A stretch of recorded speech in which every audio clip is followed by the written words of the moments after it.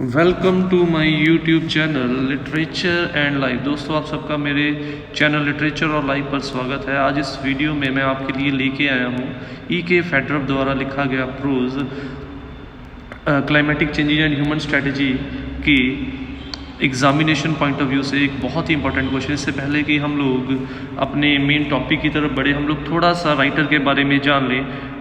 Evgeny Konstantinovich Fedorov, E.K. Fedorov is an outstanding scientist and जियोफिजिस्ट।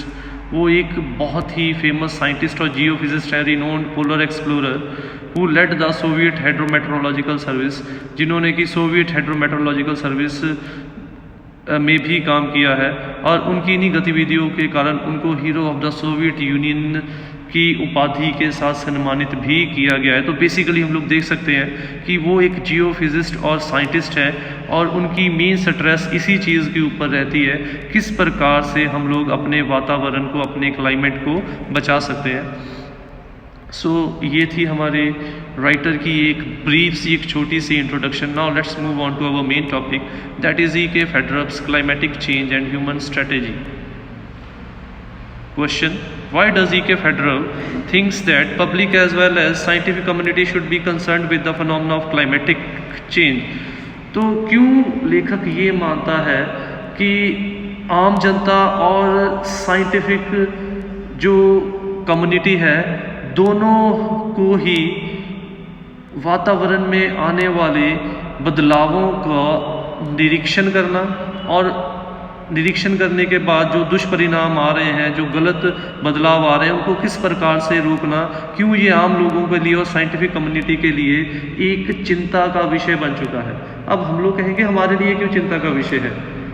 काम तो scientist का है नीतियाँ बनाना, नो डाउट काम साइंटिस्ट्स का है नीतियाँ बनाना कि किस प्रकार से एनवायरनमेंट को सेफ रखा जाए, एनवायरनमेंट को बचाया जाए, ऐसे दुष्परिणामों को कुदरती में आने से रोका जाए। बट हम लोग ये भूल जाते हैं, नीतियाँ वो तो केवल नीतियाँ बना सकते हो, उनकी इम्प्लीमेंटेशन तो आम जनता करेगी।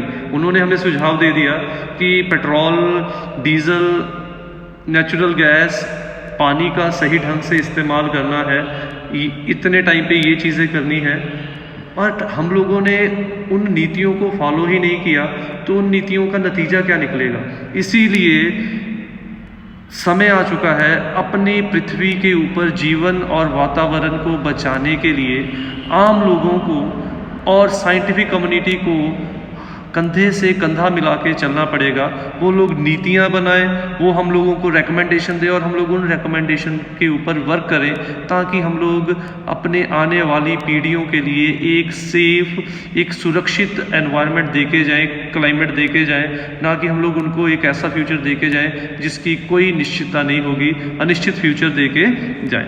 So now let's start with the answer. The present essay Climatic Change and Human Strategy has been written by E.K. Federer, one of the greatest scientists and writer। जो प्रेजेंट ऐसे climatic change and human strategy है, ये E.K. Federer द्वारा लिखा गया है, जो कि एक महान वैज्ञानिक और लेखक हैं। In this essay, the writer has tried to find the reason for climatic change over the years and try to give suggestion to control it। इस ऐसे में वो हमारे वातावरण में आने वाले बदलावों को, जो कि लंबे समय से हमारे वातावरण में बदलाव आना शुरू हो गए हैं, उनका निरीक्षण करता है, उनका मूल्यांकन करता है और हम लोगों को सुझाव देता है कि किस प्रकार से उन हानिकारक बदलावों को हम लोग आगे बढ़ने से रोक सकते हैं। The writer wants to tell us that problem of climatic change is a matter of concern for both the scientific community and the general public। और इसीलिए वो हम लोगों को ये क्लियर कर रहा है कि वातावरण में जो भी परिणाम आ रहे हैं, वो ना केवल साइंटिफिक कम्युनिटी के लिए एक चिंता का विषय है, बल्कि आम जनता के लिए भी एक चिंता का विषय है। जहाँ पे साइंटिफिक कम्युनिटी के ऊपर इन बदलावों को कैसे रोकना है, उसकी स्ट्रैटेजी बनाने की जिम्मेदारी है। हम लोगों के ऊपर उन स्ट्रैटेजीज़ को सही ढंग से इम्प्लीमेंट करने की जिम्मेदारी है। नहीं तो एक ऐसा कल आएगा जब हमारे आने वाले कुछ 100 सालों में, कुछ 1000 सालों में हमारी पृथ्वी के ऊपर जो जीवन है वो संकट में आ जाएगा। He tells that there are some changes which cannot be reversed but we can only control them from further increasing। वो कह रहा है कि कुदरत में कुछ ऐसे बदलाव आ रहे हैं हमारी गतिविधियों के कारण, जैसे पानी का गलत ढंग से इस्तेमाल, कुदरती संसाधनों का गलत ढंग से इस्तेमाल, उसका नतीजा ये हो रहा है कि कुछ ऐसे बदलाव हमारे वातावरण में आ रहे हैं जिनको हम लोग दोबारा से नॉर्मल नहीं कर सकते। हम लोग केवल उन बदलावों को आगे बढ़ने से रोक सकते हैं, बट जो हो चुका है उनको हम ठीक नहीं कर सकते। जो दुष्परिणाम वो दे चुके हैं उन दुष्परिणामों को ठीक नहीं कर सकते, बस इतना कर सकते हैं कि उन दुष्परिणामों को आगे बढ़ने से हम लोग रोक सकते हैं। For example, we can only control the further depletion of ozone layer but we cannot repair the ozone hole। जैसे कि हम सब लोगों को ही पता है कि हमारे पृथ्वी के ऊपर हीट के बढ़ने के कारण, जिसके मेन फैक्टर्स हैं पोल्यूशन, इंडस्ट्रियल वेस्ट, ठीक है, पृथ्वी के टेम्परेचर का राइज करना, उसके कारण ओजोन परत जो कि सूरज से आने वाली हानिकारक अल्ट्रावायलेट रेडिएशंस को हमारी पृथ्वी तक नहीं पहुंचने देती। अगर वो रेज हमारे तक पहुंच जाए तो हमें स्किन कैंसर जैसी बीमारियां हो जाएंगी, यहाँ तक कि हमारी स्किन जो है वो जल भी सकती है। और ओजोन लेयर उस हानिकारक रेडिएशन को हमारी पृथ्वी तक आने से रोकती है। और ये अब हम सभी को पता है कि हमारे ग्रॉन्ग गतिविधियों के कारण इस लेयर में एक छेद हो चुका है, और हालात ये हैं कि हम लोग उस छेद को ठीक नहीं कर सकते। ये कपड़ा नहीं है कि कपड़ा फट गया वहाँ पे हम लोग एक पैच लगा देंगे तो ठीक हो गया, नहीं, उस होल को हम लोग ठीक नहीं कर सकते। हम लोग सिर्फ इतना कर सकते हैं कि उस होल को आगे बढ़ने से रोक सकते हैं। और अगर हम लोगों ने ऐसा नहीं किया तो उसका दुष्परिणाम मैं पहले ही बता चुका हूँ कि ऐसे हालात आ जाएंगे कि पृथ्वी का टेम्परेचर इतना बढ़ जाएगा कि हमारी पृथ्वी के ऊपर जीवन जो है वो मुमकिन ही नहीं रहेगा। He thinks that both external and internal factors are responsible for this change। वो ये मानता है कि पृथ्वी के बाहरले फैक्टर्स और अंदरूनी फैक्टर, जिसका जिक्र हम लोगों ने लेसन की समरी में भी किया था, ये दोनों ही फैक्टर हमारे कुदरत के अंदर आने वाले बदलाव के लिए जिम्मेदार हैं। We must make such efforts so that we can control the climatic changes। वो कहता है कि हमें ऐसे स्टेप उठाने की बहुत ज़रूरत है जिससे कि हम लोग ऐसे हानिकारक दुष्परिणामों को वातावरण में आने से रोकें। और ये हानिकारक दुष्परिणाम कौन से हैं? ये हानिकारक दुष्परिणाम हैं जिससे हमारी पृथ्वी का टेम्परेचर बढ़ रहा है, ओजोन लेयर डिप्लीट हो रही है। इनके कारण है deforestation, environment pollution, industrial waste. ये कुछ ऐसे कारण हैं जिनको हम लोगों को ठीक करना पड़ेगा अगर हम लोग इन चेंजेस को आगे बढ़ने से रोकना चाहते हैं। तो सम फैक्टर्स इंक्लूड, वही फैक्टर आगे, forest, transformation of forest into lands and field. हम लोगों ने जंगलों को काट के घर और खेत तो बना लिए, बट उन पेड़ पौधों को भरपाई करने के लिए, कुदरत का बैलेंस मेंटेन करने के लिए क्या हम लोगों ने अफॉरेस्टेशन की? क्या हम लोगों ने और पेड़ लगाए? नहीं। इसीलिए अगर हम लोग एक पेड़ काटते हैं तो हमें 10 पेड़ लगाने चाहिए, क्योंकि एक बड़ा पेड़ जो है वो बहुत कुछ कुदरत को दे रहा है, और एक छोटा पेड़ अगर लगाते हैं, 10 छोटे पेड़ लगाएंगे तो जाके उसकी भरपाई हम लोग कर पाएंगे। बट हम लोग विकास की इस अंधाधुंध दौड़ में काटते तो चले जा रहे हैं, बट उसकी भरपाई करने के लिए नए पेड़ नहीं लगा रहे। Secondly, an imbalance in the use of water. दूसरा है कि पानी का गलत ढंग से इस्तेमाल। पानी का भी हम लोग अंधाधुंध तरीके से इस्तेमाल कर रहे हैं, और एक दिन ऐसा आएगा कि पानी का संतुलन भी पृथ्वी से ख़त्म हो जाएगा।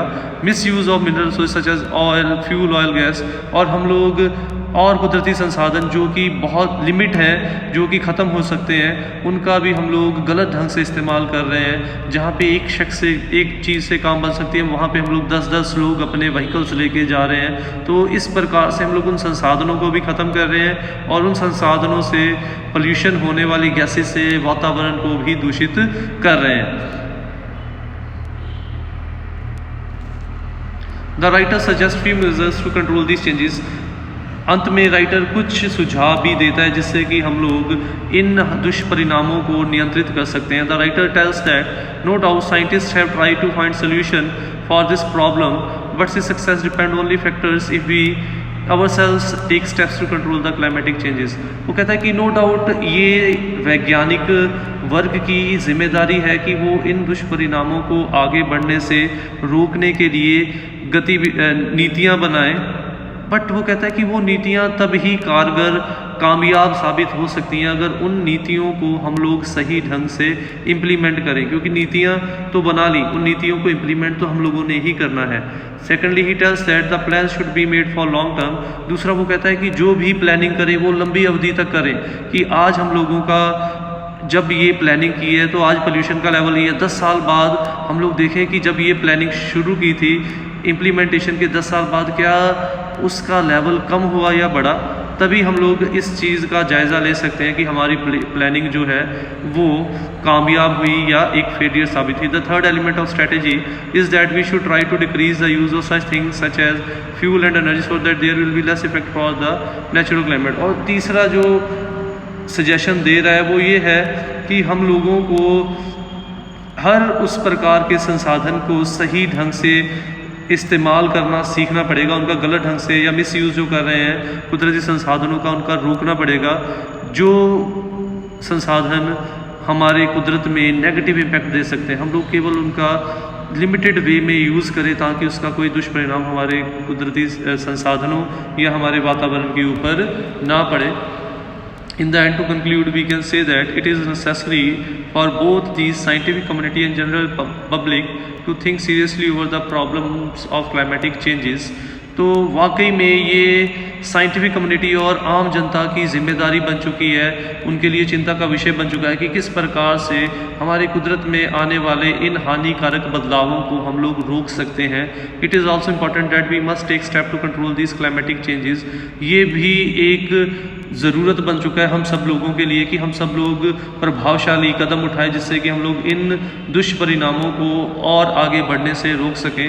Because if proper measures are not taken in coming 50 to 100 years, we will face serious climatic changes that will affect not only us but our coming generation।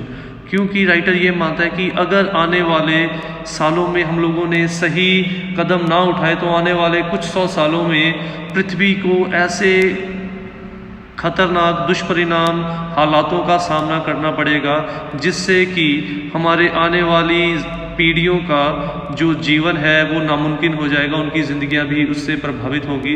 तो इसीलिए राइटर चाहता है कि हम लोग अगर चाहते हैं इस पृथ्वी पर हमारी आने वाली पीढ़ियों के लिए एक सुरक्षित वातावरण देके जाए तो हमें आज ही प्रभावशाली स्टेप उठाने पड़ेंगे जिससे कि हम लोग कुदरत के अंदर आने वाले इन इम्बैलेंसेस और इन हानिकारक प्रभावों को रोक सके, कम कर सके। सो ये थी हमारी आज की वीडियो। उम्मीद करता हूँ वीडियो अच्छी लगी होगी। अगर वीडियो अच्छी लगी हो तो वीडियो को लाइक और कमेंट ज़रूर कीजिए और ऐसे वीडियोस के लिए चैनल को सब्सक्राइब कीजिए। Thanks for watching the video. Don't forget to subscribe my channel, click on the bell icon to get the latest updates.